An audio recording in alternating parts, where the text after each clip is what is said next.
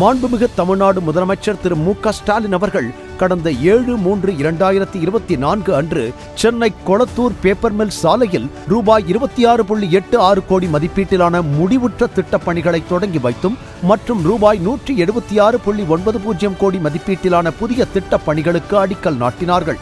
இத்திட்டத்தில் சென்னை பெருநகர வளர்ச்சி குழுமத்தின் சார்பில் ரூபாய் 23.50 கோடி மதிப்பீட்டில் கொளத்தூரில் நவீன சந்தை கட்டிடத்திற்கு அடிக்கல் நாட்டி பணியினை தொடங்கி வைத்தார்கள்.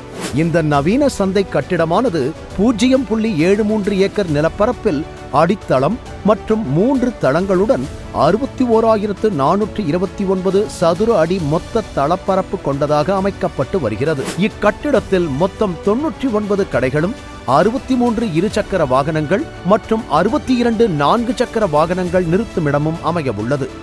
மேலும் பொதுமக்களுக்கு தேவையான நவீன கழிப்பிட வசதிகள், மின்தூக்கி வசதிகள், 6000 லிட்டர் கொள்ளளவு கொண்ட மேல்நிலை தொட்டி, 10,000 லிட்டர் கொள்ளளவு கொண்ட தீயணைப்பு தொட்டி மற்றும் 2500 லிட்டர் குடிநீர் சுத்திகரிப்பு திறன் கொண்ட சுத்திகரிப்பு நிலையம் போன்ற பல்வேறு வசதிகளுடன் அமைய உள்ளது.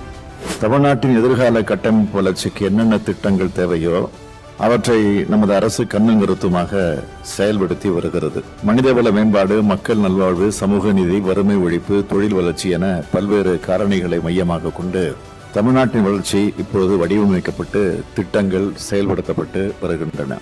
அரசின் திட்டங்கள் எத்தனை வேகமாக செயல்படுத்தப்படுகின்றன என்பதை நாட்டு மக்கள் கண்கூடாக பார்த்து வருகிறார்கள்.